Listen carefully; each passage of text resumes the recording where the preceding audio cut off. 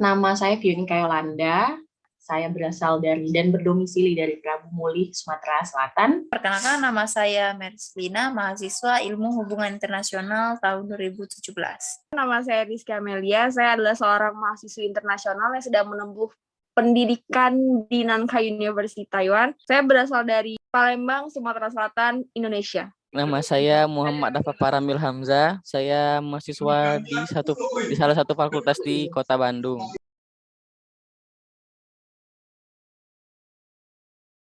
Selama aku di sini udah hampir 4 tahun, lebih sering kayak gempa-gempa kecil kayak gitu gempa-gempa kecil yang kadang malam, kadang pagi, kadang subuh, tapi cuman 1 menit atau beberapa detik aja gitu Kalau di tempat kakak itu bencananya itu nggak terlalu skup yang skala besar ya? Iya sih, sering kayak terjadinya banjir, terus tanah longsor itu karena kayak kalau lagi musim hujan gitu aja, kayak gitu. Oke, sebenarnya kalau di wilayah saya sendiri, tempat saya tinggal, maupun region lain di wilayah saya itu jarang terjadi bencana alam. Mungkin bencana alam terakhir yang dirasakan di wilayah saya itu karena dampak dari gempa yang terjadi di Lampung pada tahun 2012 kalau nggak salah.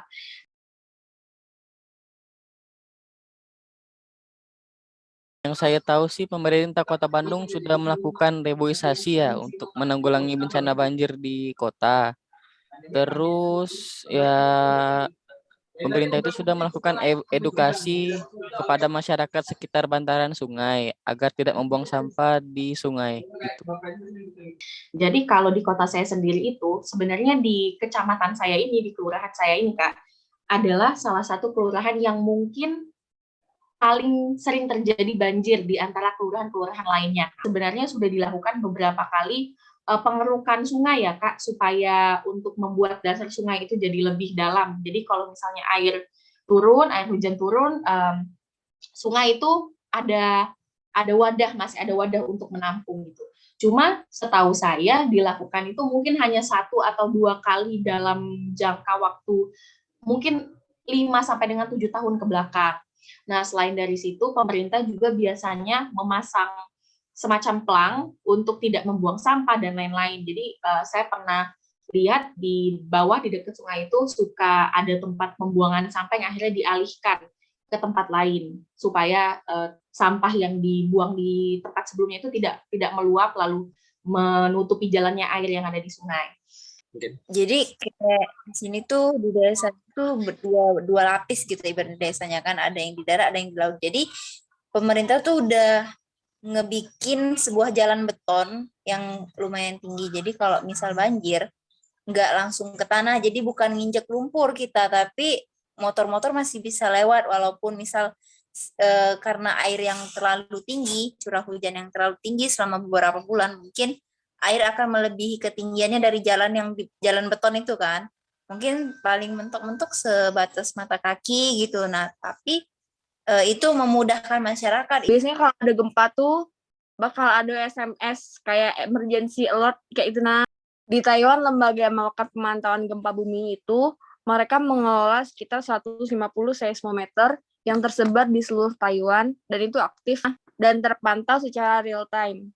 Selain seismometer, mereka juga mengelola jaringan pengamatan akselerograf yang fungsinya untuk merekam guncangan permukaan tanah akibat gelombang gempa dan mengukur kecepatan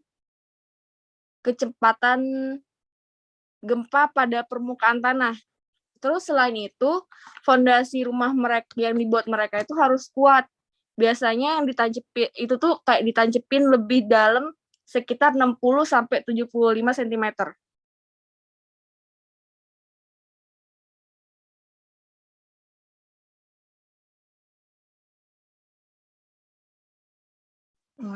Kalau yang diterapin pemerintah Jepang itu Indonesia udah lama nerapin. Kayak memberi pendidikan ke daerah-daerah yang rawan bencana gitu kan, yang daerah terutama itu kan daerah-daerah kayak perbukitan itu kan rawan longsor. Jadi pemerintah itu biasanya ngadain sosialisasi penanggulangan bencana longsor gitu kan. kayak bukan cuma pemerintah tapi juga ada sosialisasi ataupun sebuah kelas gitu kan dari aktivis-aktivis yang lainnya, karena sekarang ya kayak di Jepang bukan hanya pemerintah yang bergerak, jadi memang ada yang kayak tanpa pamrih gitu loh mau ngebagiin ilmu, terutama bagi mereka-mereka yang seorang aktivis pasti mereka ngadain gitu kan, kayak sosialisasi perihal penanggulangan bencana gitu kan. Sangat setuju sih, soalnya masyarakat tuh perlu kayak diberi edukasi tentang pentingnya kesadaran bencana alam gitu loh. Terus ya infrastruktur bangunan di Indonesia itu saya rasa perlu ditingkatkan agar tahan terhadap gempa dan lain-lainnya gitu. Agar untuk keselamatan masyarakat sendiri sih. Aku sih setuju ya, karena kan sepengetahuan aku, Jepang itu termasuk salah satu negara yang rawan gempa. Jadi kalau misalnya kita ngikutin mereka atau jadi mereka panutan itu menurut aku langkah yang tepat sih. Sangat setuju ya Kak. Jadi begini, untuk beberapa hal Indonesia itu memiliki common ground gitu dengan Jepang. Apa? Yaitu sama-sama negara yang diapit oleh laut. Apalagi kayak kita ini negara yang diapit 2 samudra gitu kan. Saking memang besarnya kita ini, saking masifnya kita ini, kita tuh diapit 2 samudra, dan ini merupakan salah satu karakteristik geografis kita yang sama dengan Jepang. Nah, jawaban saya, apakah saya setuju? Saya sebetulnya sangat setuju gitu ya Kak, mengingat banyaknya beberapa bencana alam yang berpotensi tsunami, yang berpotensi menyebabkan bencana alam lainnya. Saya pikir banyak konsep-konsep penanggulangan bencana yang dilakukan oleh Jepang ataupun seperti solusi yang dilakukan oleh negara Jepang ini yang sangat efektif sekali bagi negaranya. Barusan merupakan argumen teman-teman mahasiswa lainnya mengenai penanggulangan bencana alam di Indonesia. Mayoritas menjawab strategi Indonesia dalam mengatasi penanggulangan bencana masih belum efektif. Pemerintah tentunya harus memiliki metode penanggulangan yang lebih efektif, dan kita sebagai masyarakat harus bisa mengikuti anjuran pemerintah, peka terhadap sesama, dan saling bekerja sama agar senantiasa aman dalam gempuran bencana alam. Terima kasih.